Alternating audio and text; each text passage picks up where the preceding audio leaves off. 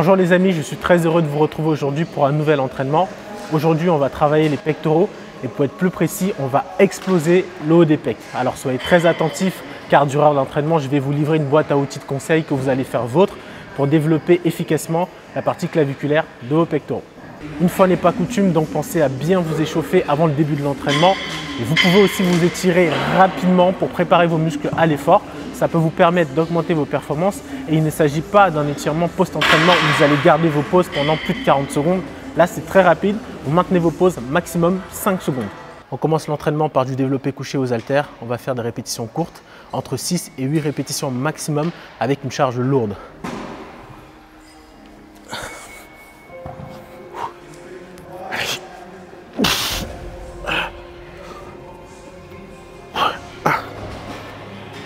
Deux, 3, 4, 5, 6, 7, 8. Le développé couché aux haltères, c'est un exercice très intéressant car en fonction de la trajectoire que vous allez donner à votre mouvement, vous allez pouvoir mettre l'accent sur la partie basse de votre pectoral ou sur la partie haute. Et aujourd'hui, ce qui nous intéresse, c'est vraiment focaliser notre effort sur la partie haute. Et donc, c'est ce qu'on va faire pour la prochaine série. Alors, pour cela, rien de plus simple. On va juste devoir changer la trajectoire de notre mouvement. Tout à l'heure, j'avais cette exécution, ce qui mettait l'accent sur la partie basse de mon pectoral. Ce que je veux maintenant, c'est mettre l'accent sur la partie haute, donc la partie claviculaire. Il faudra simplement aligner la trajectoire des fibres avec la trajectoire du mouvement. Et pour optimiser l'étirement et la contraction des fibres, on va faire une légère rotation du poignet pour parfaitement aligner l'haltère dans l'axe des fibres qu'on veut travailler. Donc avec cette exécution, on va parfaitement recruter la partie claviculaire. Allez, on est parti pour la vraie série.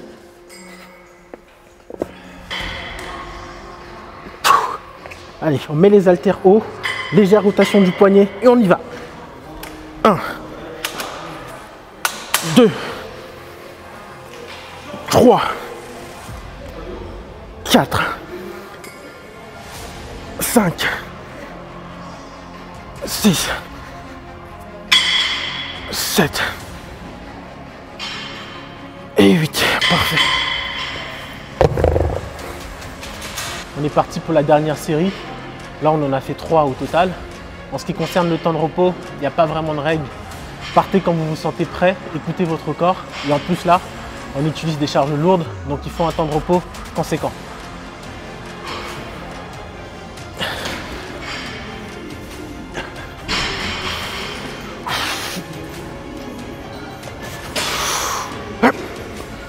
Un, 2, 3,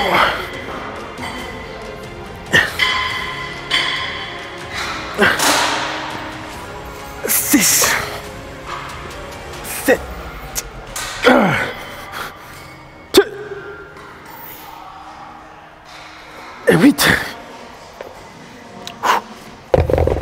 L'effort était majoritairement concentré sur la partie claviculaire du pectoral et c'est exactement ce qu'on recherchait. N'hésitez pas à faire comme moi, à augmenter votre charge de travail pendant l'entraînement si vous vous en sentez capable. On passe à la suite de l'entraînement, on reste sur du développé couché. Cette fois-ci, on va faire des répétitions longues, entre 12 et 15 répétitions pour un total de 3 séries. Ici, on va concilier 2 types d'hypertrophie, l'hypertrophie myofibrillaire et l'hypertrophie sarcoplasmique. L'hypertrophie myofibrillaire s'obtient sur un effort court mais très intense, c'est-à-dire des répétitions courtes avec une charge importante. Ce type d'hypertrophie aura pour objectif de casser les myofibrillaires afin qu'elles puissent se reconstituer en étant plus nombreuses, plus résistantes, plus fortes et surtout beaucoup plus épaisses. Elle présente un avantage considérable car ça va vous permettre de gagner en force proportionnellement par rapport aux charges que vous allez utiliser pendant l'entraînement, en plus de gagner en masse musculaire. L'hypertrophie sarcoplasmique, quant à elle, s'obtient sur un effort prolongé, c'est-à-dire de répétitions longues. On va créer au sein du sarcoplasme un effet d'acidose. L'acidose va rendre la membrane du sarcoplasme perméable, ce qui va entraîner une absorption d'eau par le sarcoplasme.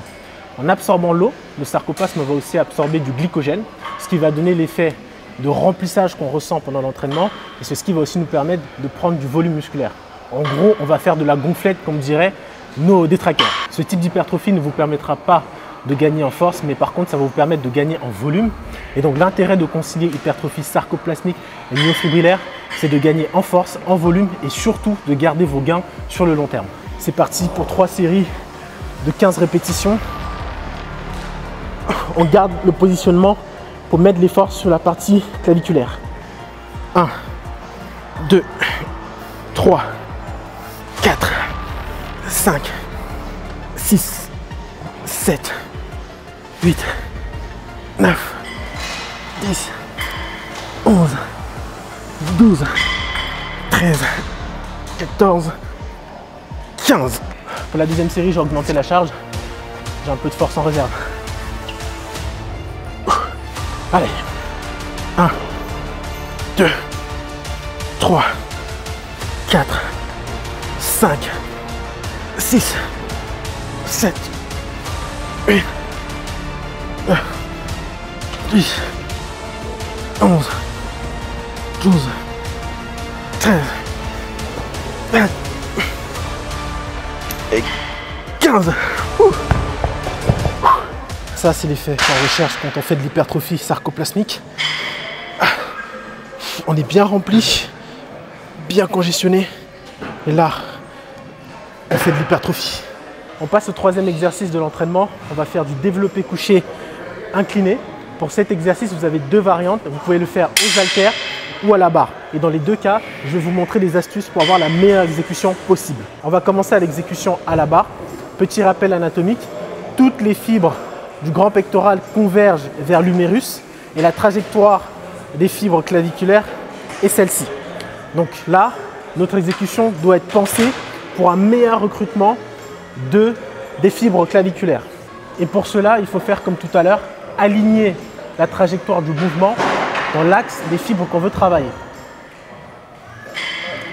Habituellement, sur cet exercice, on descend la barre sur la clavicule. Là, déjà, c'est pas très agréable. Et surtout, la partie claviculaire de notre pectoral n'est pas étirée à fond. Ce qu'il faut faire, c'est descendre la barre ici. Et là, on a étiré au maximum les fibres claviculaires. Et je le ressens tout de suite. La différence, elle est flagrante. Et dans cette position, vous allez voir que vos charges habituelles vont être réduites. Pour l'exécution aux haltères, on va appliquer le même principe. Il faudra aligner la trajectoire du mouvement avec la trajectoire des fibres qu'on veut solliciter. Habituellement, on a cette position pour l'exécution, sauf que ici, le recrutement des fibres n'est pas optimal. Ce qu'il faut faire, c'est une légère rotation du poignet, ce qui nous permet de descendre plus bas notre humérus, sachant que toutes les fibres du grand pectoral convergent vers l'humérus. Dans cette position, on est en capacité de les étirer au maximum et de les contracter au maximum. Là, la trajectoire du mouvement est parfaitement alignée avec la trajectoire de nos fibres. Personnellement, j'ai une préférence pour l'exécution aux haltères. Donc là, on va faire 3 séries de dégressifs. On va faire 8 répétitions à 30 kg, 8 répétitions à 28 kg et 10 répétitions à 24 kg.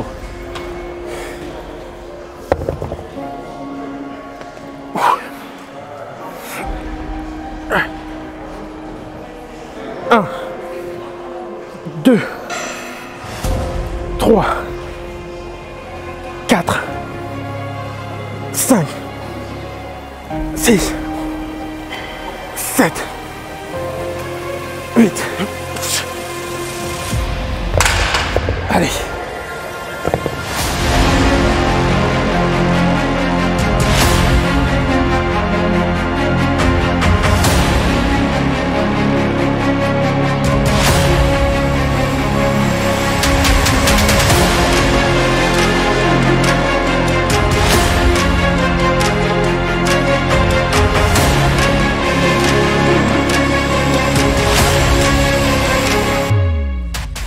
Pour ce type d'entraînement, c'est toujours intéressant de s'entraîner à 2 car on y suit un effort très intense et avec un partenaire training, on s'en sort beaucoup mieux.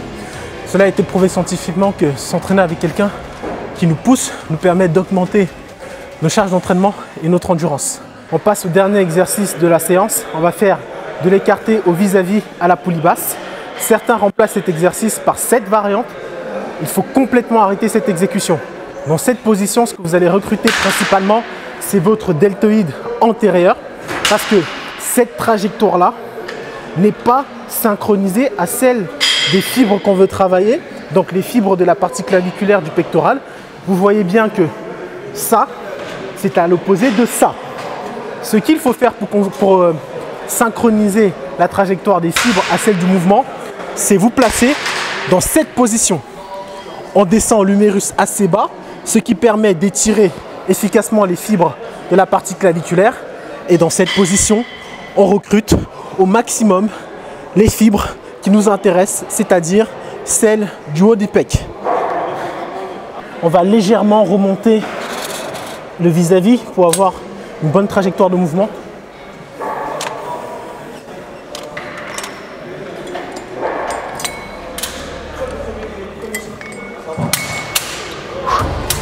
Allez, là, on va faire 3 séries jusqu'à l'échec. On est là. Boum, on contracte. Voilà.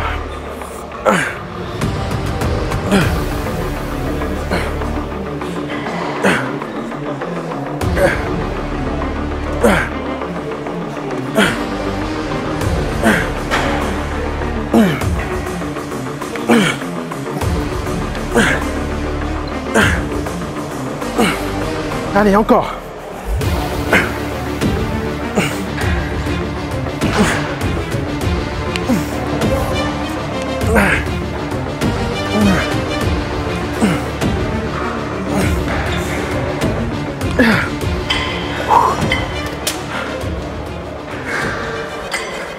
Quand ça devient dur, petite astuce. Ça c'est le secret, ça. Non, en vrai, la séance, elle me crame. Allez, donne tout.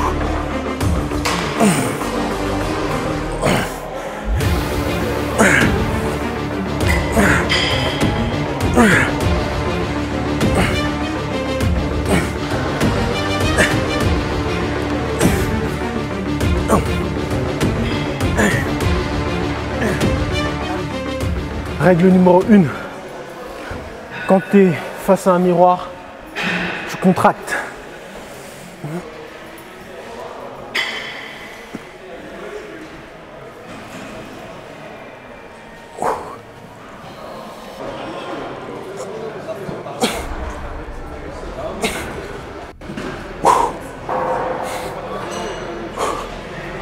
L'entraînement est terminé. Dites-moi en commentaire ce que vous en avez pensé.